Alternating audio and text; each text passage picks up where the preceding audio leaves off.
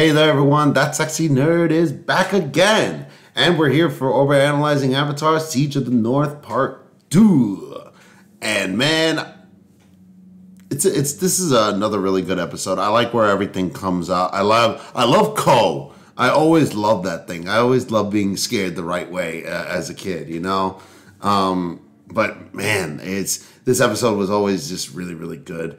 But yeah, let's not discuss it anymore. Let's just get into it. And I'll save my thoughts from part 1 to this one as well. So please smash that like button if you want to see more sexy and nerdy content, and subscribe if you think I deserve it. Let's do this thing, y'all.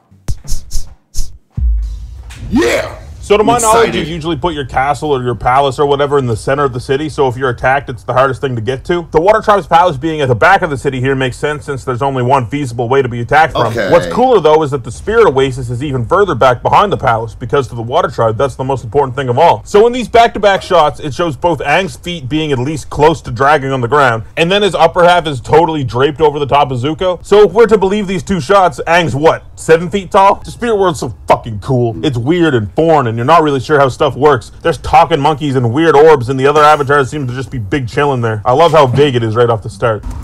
Yeah. The ocean and the moon are ancient spirits. They crossed over from the spirit world to the mortal world very near the beginning. Roku just says the beginning, which is like, what does that even mean? How was it before? And I love that he doesn't elaborate on it. I don't need to know everything. This shot has always kind of weirded me out. It seems like Roku isn't lit enough for the environment, but at the same time, Aang seems like he's overlit. I'm not sure if this is trying to say something, but I guess it's something I noticed. Okay, I get that detail kind of goes out the window for background stuff sometimes, especially faces, but what the fuck? Yue's face isn't even there. You're like my Both sister. their faces aren't even there. Everything always came easy to her. She's a fire-bending prodigy. Oh, okay. I've always had to struggle and fight, and that's made me strong.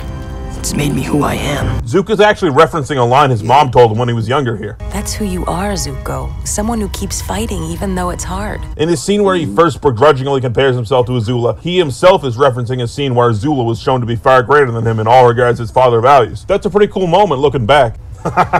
What the hell are these? I guess non-firebenders get these little mini catapults so they can fight at range. I guess it's pretty cool that the actual firebenders don't have them on their mounts, so good consistency. Yeah. Admiral Choi, Jeez. prepare to meet your fate. As I was saying. So they're on the control deck here, right? Like overlooking the main deck of the ship. You can add a splash sound effect all you want, Avatar. Han fell onto a steel floor here. One of them contained a detailed illustration and the words moon and ocean. These markings Zhao finds can be seen all over the show when it comes to the Water Tribe, like right above the Spirit Oasis and even in the opening of the show. Yes, I know you fear the spirits, Iroh. I have heard rumors about your journey into the spirit world. I wonder what version of the spirit world Iroh got to. Did he just detach a spirit from his body like Aang did that one time? Or did he get to see a big dog walking around in the background or whatever? As much as he doesn't want to ask questions, he's going to ask questions. There's some real mysteries I would love to know that has still never been answered. Oh, chill, Aang. It's just a curly tail blue nose. Yeah. Whoa! That's spirit whispering from when Heibai was all fired up his back, but only for a split second right here.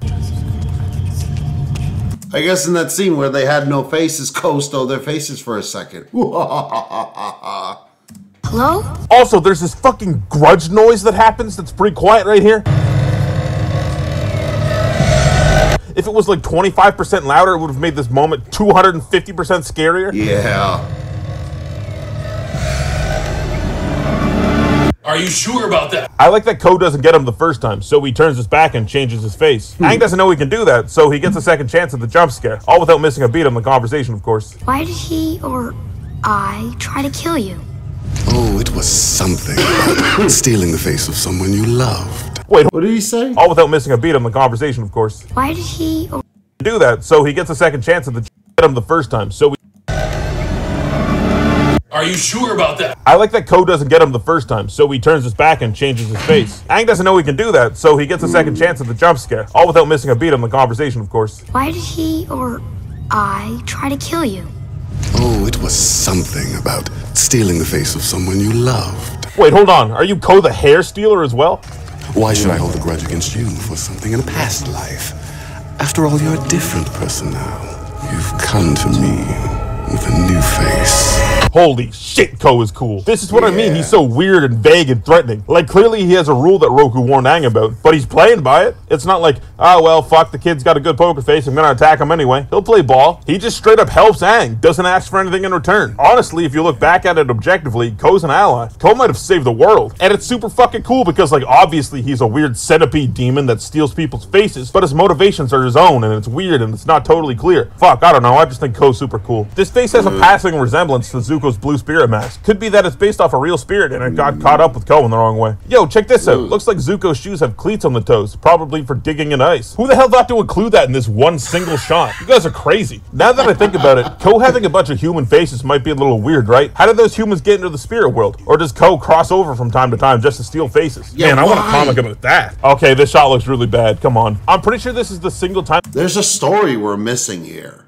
We could totally do that. They could totally do that. Make Iroh go have something to do with accidentally getting Ko into the spirit world. Maybe he tried to steal Iroh's face and accidentally brought him to the spirit world. There's a million ways you could go with this, and I'm all here for it. And if just the right writer could do it. Imagine if they do that in the live action Avatar show. Like, I would respect it so much more if they went into more of that. We ever see the Fire Nation using shields?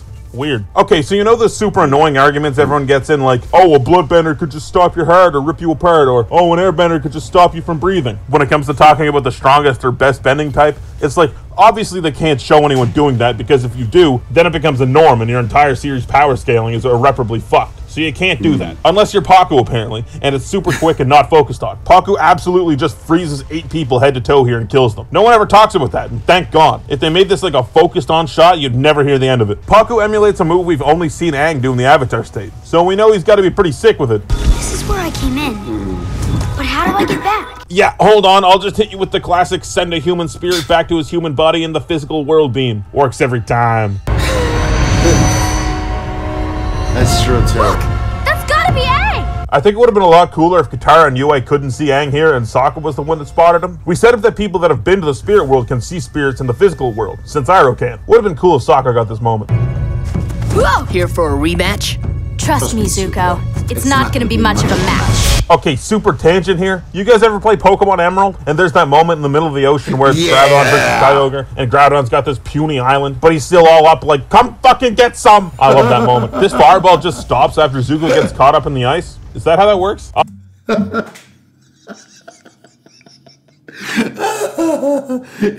That's really funny. I always thought that way whenever I saw that. I love Pokemon Emerald, man. Oh, stop. I just revealed I'm a Pokemon nerd.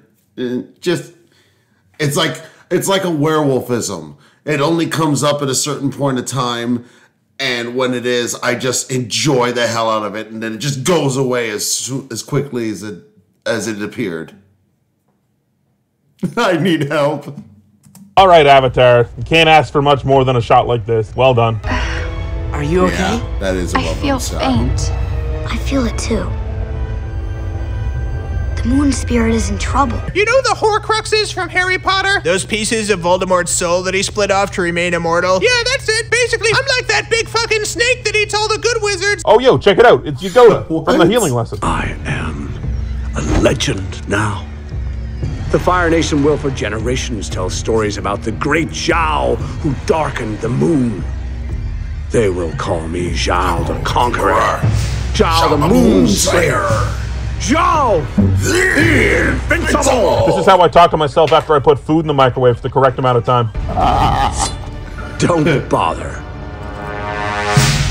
Zhao! Oh, and there goes the staff. Remember when I said that blue spirit moment was my favorite moment of book 1? I might have lied. This moment is so cool. Whatever you do to that spirit, I'll unleash on you tenfold. Let it go now! We've never seen Iroh angry, and this is like righteous anger, so it feels so justified. Yes. There's also this trope that I love where, like, okay, so you see the teacher teaching and imparting wisdom the whole time, right? So much so that you might forget that they're in the teaching role because they're probably pretty nuts themselves. While I'm writing this, the only good example I can really think of off the top of my head is McGonagall in the Harry Potter movies. The whole time, she's just some teacher. But then suddenly, in one of the scenes, she's kicking ass and taking names in that order. And I'm like, hell yeah! It kind of leaves your mind at some point that they could actually be a good asset to a team. team or a fighter since they've been in a teaching role so long. You don't really associate them with that role. This scene doesn't quite hit like that for me anymore since I've seen it so many times, and we actually do get to see Aro fight a little, but it's still in the same vein. I love that shit. Man, the colors they decided to go with in these final minutes too. Everything's black and white minus the fire bending and the ocean spirit's water. And one other thing I'll mention in a second. What a cool idea. It just looks cool. There's no hope now. It's over. No. It's never. Is this the one and only time the Avatar state is triggered like this? We see Aang trigger it through danger, anger, grief, but what is he feeling here? I think this is the only time we've seen a call to action type triggering of the Avatar state. The situation is so grave that it has to be done, and something inside of Aang knows that. I love how Aang just steps into the water and he's just like, "You fish, let's go!" And then Twee's just like, "Yup."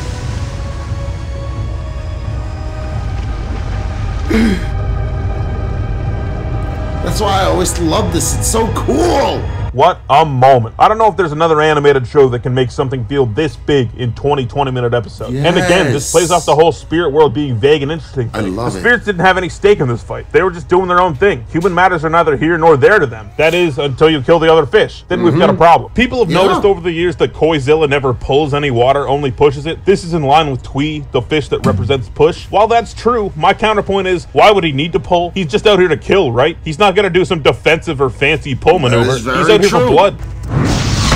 Wow. You're alive? You tried to have me killed! God, I hope Zuko versus Zhao round 2 is better than round 1. Oh my god. You're the Blue Spirit, an enemy of the Fire Nation. You freed the Avatar. He's right. I've waited this entire season to mention this. Zhao has a signature move, one that no one else uses. He does this block where he knives his hands through fire a bunch of times, kind of the same way that Zhang Zhang has this firewall signature move. I think that's wicked. Okay.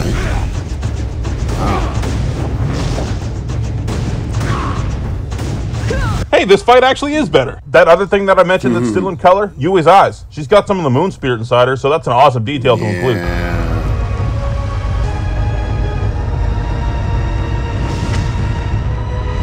Swing! Appa's shown to be right behind the spirit oasis in this shot, but then he's nowhere to be seen in this next shot. Sick fucking combat rolls, Zuko, you nerd. I'm tired. Then you should rest. A man needs his rest. Iroh repeats a line to Zuko that he said in the first episode. A man needs his rest. It's really interesting to see that Zuko takes it a different way this time after what he's been through. I have a task for you. Hey Azula, you're looking a little weird right now, aren't you? And for the last time of book 1, thanks to all the patrons out there. The big dick is right me over.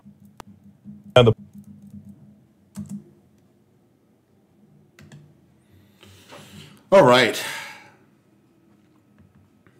Yeah, man. Like honestly, this episode is like just really. Both of them are just really great episodes.